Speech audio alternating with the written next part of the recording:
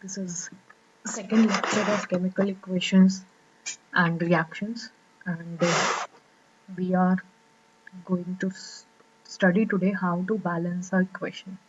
So in the last lecture we have read about how a chemical reaction can be represented as chemical equation in basically three forms, that is word equation,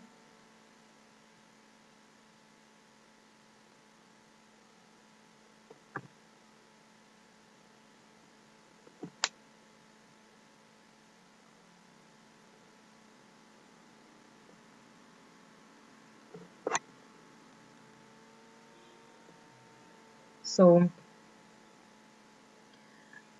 you can see that word equation is here, then skeletal chemical equation is there, in which just the formulas are written for the word or for the compounds and elements. Then next we have read about the balanced chemical equation, in which the number of atoms on the reactant side is equals to number of atom on the product side. Okay, so let's start how to balance a equation. We have taken one example, that how we can convert a skeletal formula into a balanced chemical equation. In a chemical equation, there are two sides. This is reactant side and this is product side. And according to the law of conservation of mass, the number of atoms on the reactant side should be equal to number of atoms on the product side. So the very first thing that I have told you in the last lecture also, that we cannot change this subscript. We cannot make this H2O, like here 4 oxygen atoms are there. So we cannot make it H2O4 to balance it, because we cannot change the formula of water. Water का formula तो H2O ही होता है. We cannot change that. So the very first thing which we have to do is make a box around these formulas, so that आपको याद रहे कि इस box के अंदर आप कुछ चेंज नहीं कर सकते हो. Draw the box and you will not change anything inside this box. Okay. Next thing which you have to do in the step 2, that write all the elements present on the reactant side and on the product side. अब भाई elements जो chemical reaction में है, elements तो change हो नहीं सकते. अगर इधर आयरन है तो इधर भी आयरन ही होगा, इधर मैग्नीशियम तो आ नहीं जाएगा. So basically you have to write all the elements present in reactant or product. So iron is present, hydrogen is present and oxygen is present. अब नेक्स्ट आपको देखना है कि आयरन के कितने एटम्स रिएक्टेंट साइड पर, that is left hand side पर present है. So you can see that only one atom of iron is present here. So iron के एक एटम प्रेजेंट है, हमने लिख दिया. हाइड्रोजन के 2 एटम्स प्रेजेंट है in water molecule, we have written that. And oxygen का 1 एटम प्रेजेंट है, we have written that too. Then you can see that product side में कितने एटम्स प्रेजेंट है वो भी हम लिख लेते हैं. सो प्रोडक्ट साइड में Fe3, इट मीन्स 3 एटम्स. यहाँ पे 3 है, इसका मतलब 3 atoms of iron are present. So 3. Hydrogen H2, 2 atoms of hydrogen are present in the molecule of hydrogen gas. So 2 atoms, 2. And 4 atoms of oxygen is present in ferric oxide, that is F. So we write here 4. अब ये table बनाने के बाद आपको देखना है कि सबसे ज्यादा एटम्स किसके हैं. तो सबसे ज्यादा एटम्स तो ऑक्सीजन के हैं भाई, 4. सो सबसे पहले हम ऑक्सीजन के एटम्स को बैलेंस करेंगे, इक्वल करेंगे. Okay, on the reactant side and on the product side. Okay, तो सबसे पहले तो हमें ये देखना है कि रिएक्टेंट में एक ऑक्सीजन एटम है H2O में और 4 ऑक्सीजन एटम्स हैं Fe3O4 में. तो initial 1 atom is there and 4 atom is there. अब इसमें से ज्यादा कौन है? 4. तो हमें 1 को 4 बनाना है. हम 4 को 1 नहीं बनाएंगे, हम 1 को 4 बनाएंगे because we can multiply it, we can not divide it.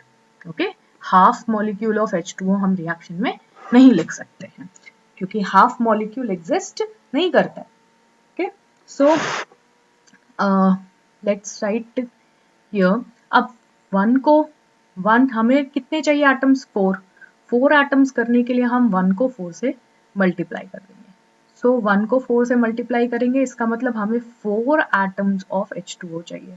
सो इस 4 को आप यहाँ ले आकर के इसके कोफिशिएंट में लिख दोगे. मैंने बोला था आपको कोफिशिएंट बैलेंस करना है, तो कोफिशिएंट में आप 4 ऐड कर दोगे. सो अब आप काउंट करो 4 एंड यहाँ पर सबस्क्रिप्ट अगर नहीं लिखा है इसका मतलब 1 होता है. सो ये दोनों कोफिशिएंट और सबस्क्रिप्ट को मल्टीप्लाई करके टोटल नंबर ऑफ एटम आता है. तो अभी total number of atom of oxygen कितने हो गए? 4 और यहाँ पर 1. So 4 into 1 4 and here 4 atoms are there. यहाँ पे कोफिशिएंट 1 है, so 1 4 atoms are there. So ये तो बैलेंस हो गया. अब आ जाते हैं नेक्स्ट. अभी आयरन का एक एटम है इन द नेक्स्ट स्टेप.